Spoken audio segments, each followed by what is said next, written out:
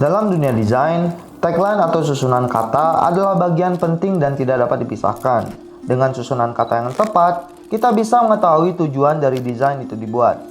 Dibalut dengan tipografi yang indah, desain mampu memberikan pengaruh yang kuat kepada audiens. Seperti kata ini, just do it. Pasti kata ini tidak terlalu awam di telinga kalian. Bagaimana kata ini didesain dengan tujuan untuk memotivasi orang agar tidak terlalu banyak berpikir dalam melakukan sesuatu yang memang harus dilakukan atau hal kecil seperti berolahraga. Tapi kali ini kita tidak akan membahas Nike. Baru-baru ini, Sekretaris Jenderal PBB Antonio Guterres mengganti istilah global warming menjadi global boiling. Ini mengacu pada kondisi global saat ini. Eksploitasi besar-besaran dan aktivitas manusia yang semakin meningkat menjadi gambaran bahwa global boiling adalah sesuatu yang lebih parah dari era global warming.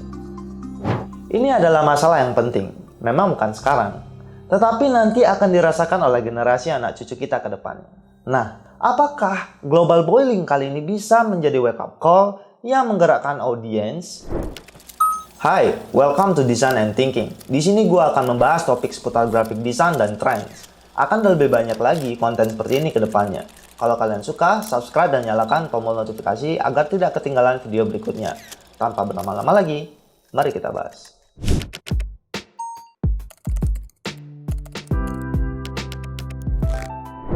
Susunan kata yang tepat pasti akan membuat orang-orang berpikir ulang dan bahkan mengupayakan suatu tindakan.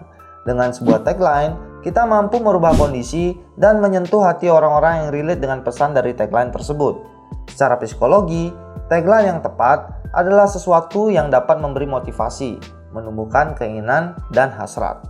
Tetapi, tagline juga dapat mengganggu pikiran orang lain seperti halnya hate speech atau kata-kata yang memberikan sebuah kesan ancaman dan ketakutan. Seperti halnya global boiling, kata ini terasa lebih mengancam daripada sebuah motivasi. Jika kita lihat dari era sebelumnya, yaitu global warming, kata ini terasa lebih nyaman. Padahal, keduanya memiliki makna yang sama. Kalau kita ingat-ingat beberapa poster global warming, kebanyakan desain menggambarkan bagaimana bumi seperti dipanaskan di atas api atau seperti bumi itu sedang meleleh. Dan desain-desain ini lebih seperti karya seni surrealism milik Salvador Dali, yang kita nikmati dan menerka-nerka apa maksud dari lukisan tersebut.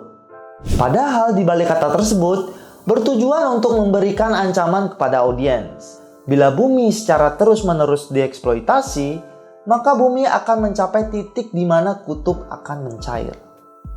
Tapi ingat, poster itu 15 tahun yang lalu. Keterbatasan akan referensi juga alat membuat penerjemahan dari kata global warming ini sangat sederhana. Akses informasi pada waktu itu tidak semudah sekarang.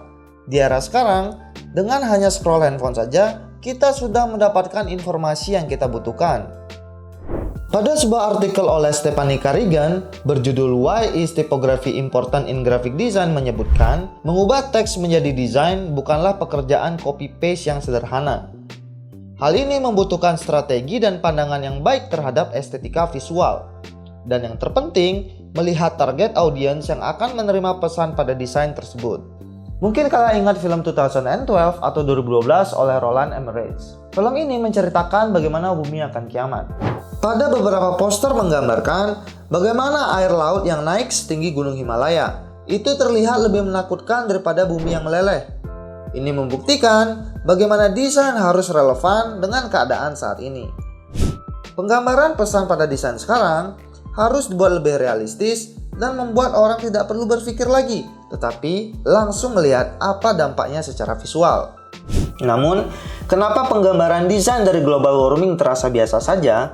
Apakah target audiens dari global warming di sini bukanlah sekedar orang yang peduli dengan lingkungan dan bahan edukasi, atau hanya sekedar wake up call dan penggerak massa seperti halnya Black Lives Matter atau Bali tolak reklamasi?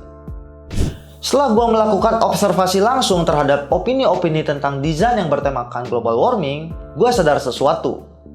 Ternyata desain itu dibuat dengan tujuan lebih dari itu.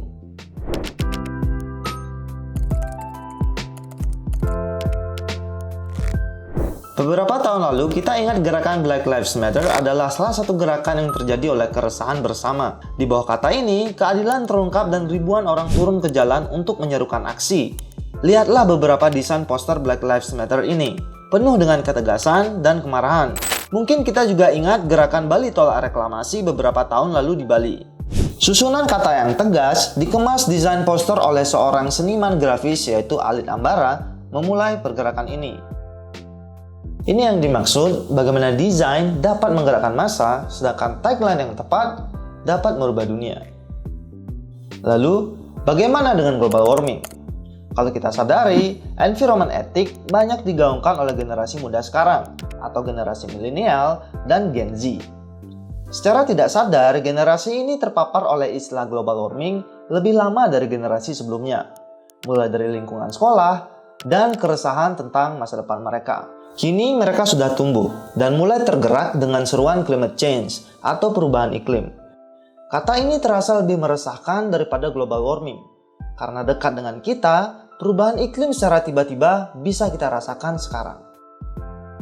Secara tidak langsung, istilah global warming ini bertujuan untuk menciptakan sebuah generasi yang akan lebih peduli tentang environment ethic daripada menggerakkan massa untuk sebuah aksi nyata. Dan sekarang, global warming sudah terlalu tua untuk menjadi sebuah kata peringatan. Global boiling lahir untuk menjadi penerusnya. Kata ini menjadi lebih intimidatif. Lalu, bagaimana pandangan yang baik terhadap estetika visual dari global boiling ini? Atau estetika visual seperti poster 2012 akan menjadi referensi. Walaupun global warming digantikan menjadi global boiling, nyatanya kita tidak mendapatkan keresahan yang disampaikan pada kata tersebut.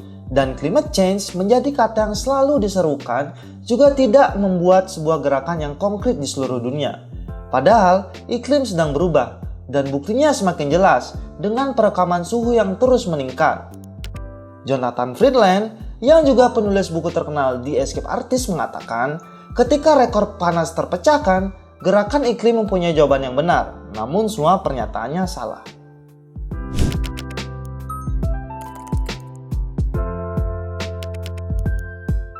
Lalu, apa yang salah?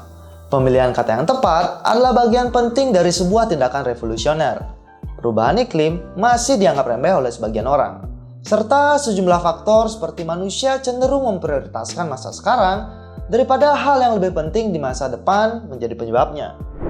Selain itu, gerakan climate change juga dinilai sebagai bagian dari masalah karena tidak mengkomunikasikan ancaman ini dengan cukup keras atau cara yang tepat kepada publik yang lebih luas. Banyak istilah yang digunakan seperti global warming atau climate change yang dinilai tidak efektif. Karenanya, diperlukan perubahan dalam komunikasi tentang iklim ini dengan penggunaan istilah yang lebih sederhana dan kuat, serta fokus pada pesan yang mudah dimengerti oleh semua orang. Relevansi memang sangat penting dalam pembuatan sebuah tagline. Cukup dengan membuat susunan kata yang jelas lebih berpengaruh daripada tagline yang penuh pengumpamaan. Ditambah lagi desain yang mendukung susunan kata tersebut. Dan pastinya campaign atau movement dengan komunikasi yang baik. Misi dari Global Boiling masih dibilang baru dimulai. Tetapi memang visi kata-kata ini lebih sulit karena menyangkut sesuatu yang susah dibayangkan, yaitu masa depan. Beda dengan seruan aksi seperti Black Lives Matter atau Bali tolak reklamasi yang dampaknya langsung dirasakan. Dan bedanya dengan tagline seperti Just Do It milik Nike atau Think Different milik Apple yang lebih mengutamakan citra perusahaan. So itu dia pembahasan kita kali ini guys. Bagaimana? Apakah menarik? Atau ada yang ingin kalian tambahkan? Kalian bisa tulis di kolom komentar. Dan jangan lupa untuk follow Instagram kami di @hadrikmedia. So, see you in the next video guys.